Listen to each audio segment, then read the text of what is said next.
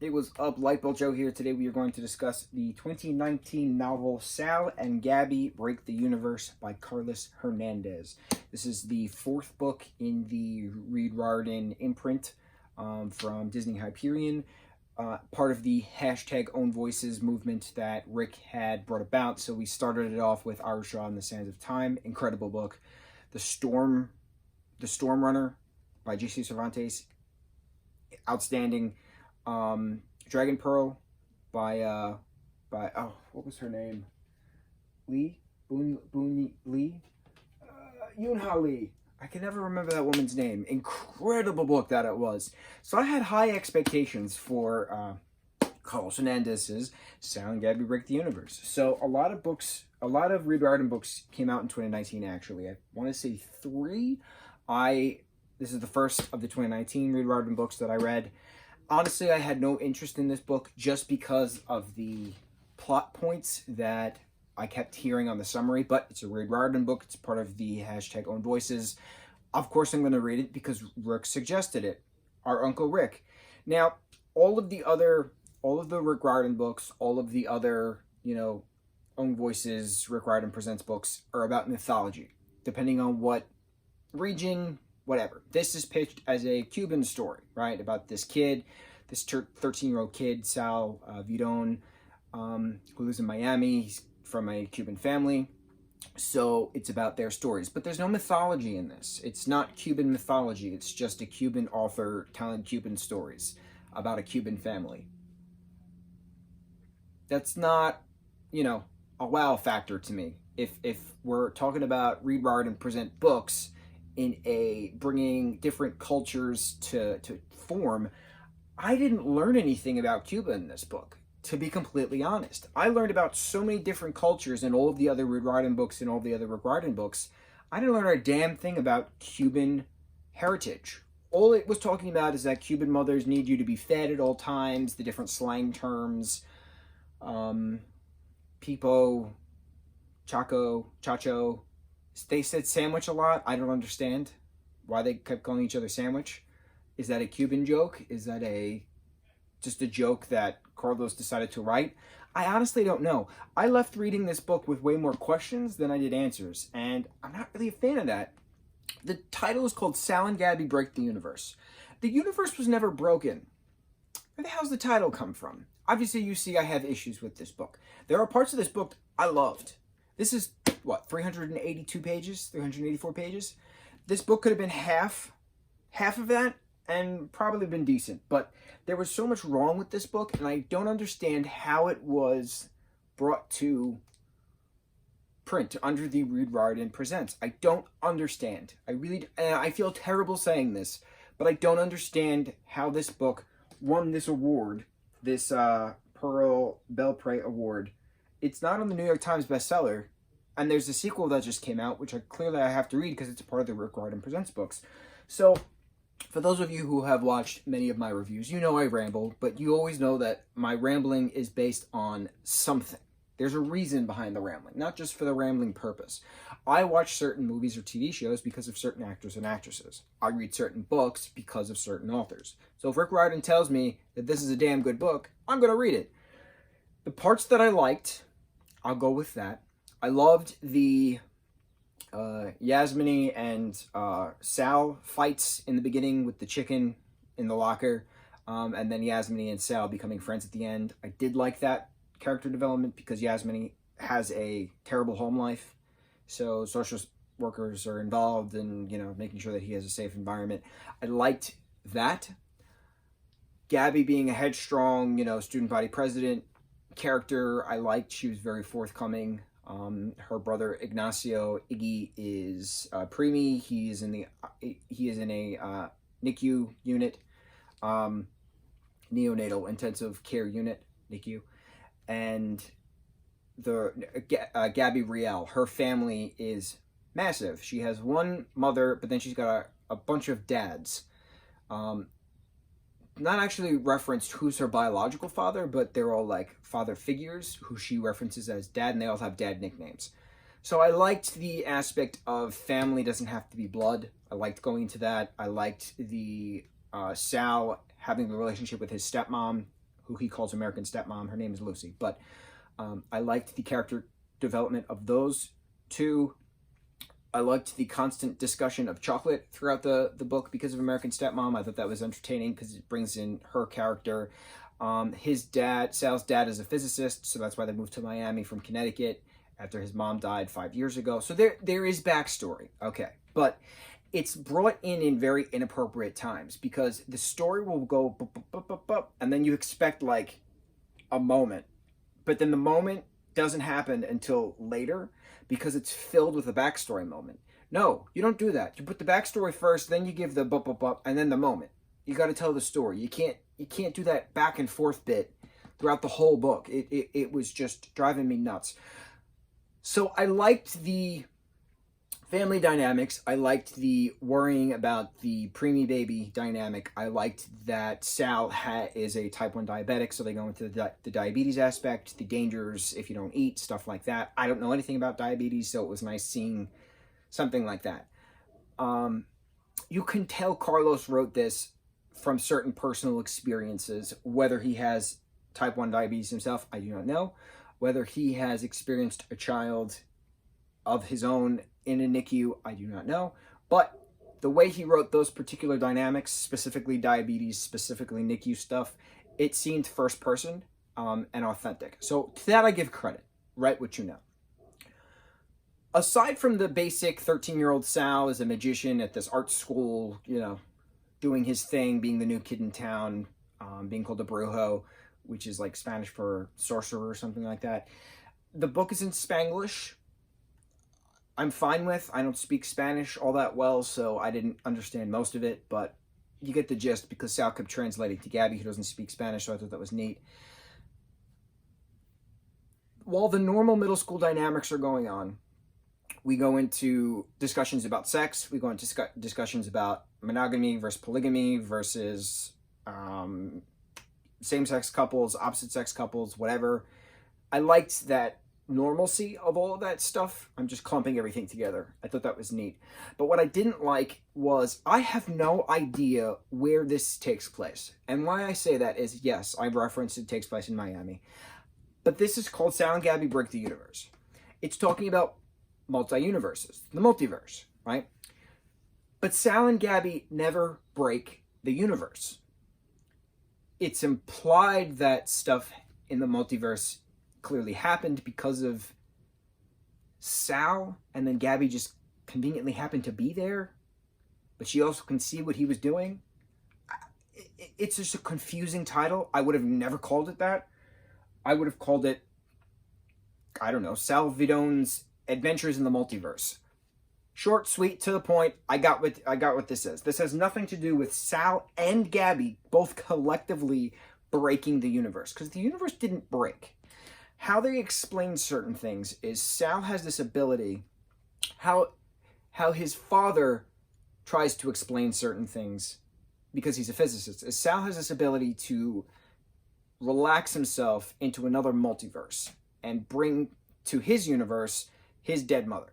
So it's not so much the ghost of his dead mother, it's literally his mother who's alive in another universe into his own universe. And every time Mami Muerta, as he calls her, Mami, M-A-M-A, Mami Muerta, comes into the Sal Vidon universe that we're a part of. She brings with her calamitrons, and calamitrons are these particles that are from a different universe that shouldn't belong in your universe. So things can happen, and you need to get rid of them. So the father has this machine where he can just sweep and see how many, calamitrons are in the area, and somehow Sal is breathing them in to dissipate them as time goes on. But there's also human robots a part of this. There's self-driving cars a part of this. There's different levels of AI. There's class 8 artificial intelligence. There's class 9 artificial intelligence. They go into it's about a chapter's worth of, do robots deserve American status as a citizenship? What does that have to do with the plot of this? It has absolutely nothing to do with this. It was so confusing why certain interjections were being brought about when they had nothing to do with Sal and Gabi breaking the universe. Nothing. I don't get it. what was interesting, and a big plot hole, mind you, is there's a character called Gladys, who's a supernatural, feared person, right? Superstitious, that's the word, in this Sal universe that we're introduced to. And Maldeojo, evil eye, something like that, right? She's got a necklace, and Sal somehow relaxes himself to another universe, where he then talks to another Sal of another universe. And that Sal switches Gladys's.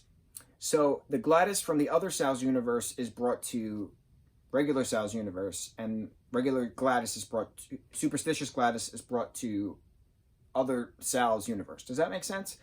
So other Gladys is having the time of her life in Sal's universe because it's the same but it's different, and she goes on to that, and she's got a thick Spanish accent, and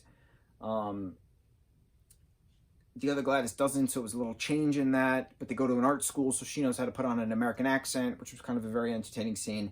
And then before the other Sal brings her back to his universe and does the switch of Gladys's, which makes no Calamatrons happening, so that's a what the hell's going on type of situation. Other Gladys makes our Sal download an app called Alt Uni, so that way other Gladys can text our Sal across universes.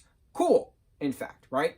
So then as the story progresses and we're back in the NICU, while Sal and Gabi are putting together a show for a homework assignment, irrelevant to the plot of breaking the universe. Why did I have 2 chapters of that? Just to show that it's important to keep distracted in time of desperation? Like, I don't get it. Sal and Gabi are standing over Iggy, in his incubator, and he's about to die. And Gabi says, all right, Sal, fix this. Go into the other universe, swap Iggy's. And he said, why would I do that? Why would I swap your brother for a different brother that you know is not going to be yours, but your parents aren't going to know that it's not yours? But how is that fair to the other universe that they're going to get the sick one and you're going to get a healthy one? So they somehow phase, which was pretty interesting, to a different universe where Sal's mom, Mammy, is not muerta, and she is leading this prayer vigil of Sal's family and Gabi's family, and all of her dads are in this room, and the Sal and Gabi that we're familiar with are seen as spirits to the Mammy who is in a different universe, right? So they're talking, and they realize that they can phase the Ignacios, that if one Ignacio has one sickness and the other Ignacio has a different sickness, if you phase them together, then they balance each other out, because the non-sick part of one Ignacio could help cure the other, and then vice versa, right? Okay, sure. In a theoretical standpoint, sure. But there's no Calamatrons involved, so what the hell's the point of bringing up the Calamatrons in the beginning and middle of this I was going to say show, book, when there's nothing at the end to reference it, and then a cat just randomly comes out and then back into Ignacio because he's now a portal to different dimensions. Why in the hell did Sal Vidon not use his All Uni app, text Alt Universe Gladys and say, hey, give me other Sal's number immediately, I need to talk to him, and discuss with him what to do with Iggy? I don't understand, because Sal kept saying he doesn't know what he's doing, he has no clue on how to fix Iggy, but he was praising the hell out of other Sal for getting Gladys's to switch places without any Calamatrons going. What's the point of showing that if you're not going to utilize it later on? There was too much of that. There was too much of that in this book, and I didn't like it. I feel terrible saying that, but like I said, if this is supposed to be, this could have literally been any culture. Any culture. It didn't have to be a Cuban kid or a bunch of kids in Miami with Cuban descent. That was the only thing Cuban about this, was talking about food and talking in Spanish. That's it. Where's the cultural history? Where's your, native stories or something to that extent? Like, I didn't learn anything about Cuba in this book, which is exactly what I said with reading the other books. I learned other cultures through those other books. So I did not like this book. I'm allowed not to like this book. I know a lot of people liked the book, but then there's a lot of people that have problems with this book. And I understand why. Like, this was a challenge to read because a lot of it was irrelevant. Because the title of the book has nothing to do with the plot of this movie, of this book. The plot is not there. Sal and Gabi break the universe. The next book is called Sal and Gabi fix the universe. What does that tell me? That they're going to unphase the Iggies? How are they fixing the universe when the universe isn't actually broken? It's just phased. You still got a little tiny little hole in Yasmini's locker where the chicken came out of, but the calamities calamitrons are going away. There's no calamitrons with the phased Iggies. There's no calamitrons with the cat. There's no calamitron with the multidimensional cat. There's no calamitrons with the rock wall in their gymnasium in school. I don't get it. A lot of stuff was referenced for a sci-fi aspect, which was relevant to a lot of these things. And it's unfortunate. This book had potential, but I don't understand how this was allowed under a Rick Riordan imprint. Because this is nothing to do with culture. As weird as it sounds, this has nothing to do with Cuban culture. This is just a middle school kid who happens to be Cuban. With the Rick Riordan Presents moniker, right, with this raised little emblem, you just assume, because all of the other books within the 40-something books that are out there under Rick Riordan's name, that you're going to learn about culture. And there is no Cuban culture learned in this. And it's unfortunate because I'm pretty sure Cuban culture is gorgeous. But I wouldn't know because I didn't learn anything from this. I think I learned more from the Fast and Furious movie that featured Cuba in the beginning of one of their, during that drag race. I did learn more than that, than reading this, because Cuba was actually exemplified and what's the word when you're like showing how beautiful something is? Showing the aesthetic of something. Presented? Sure. The aesthetic was presented within that Fast and Furious movie. The aesthetic was not presented. The aesthetic was not presented in this book. Ooh, I like that. Okay, that makes more sense. The Cuban aesthetic was not represented in Sal and Gabi Break the Universe, but it was represented in that Fast and Furious movie, which was what? The Fate of the Furious? Something like that? That's all I got. If you have thoughts on this book, please tell me. If I'm wrong about something, please tell me, because I am confused about a lot of this book, about how it got under Rick Riordan Presents, why there was no actual Cuban culture to it. I'm confused. So someone please explain to me why I'm confused. Thank you. That's all I got. Mahalo.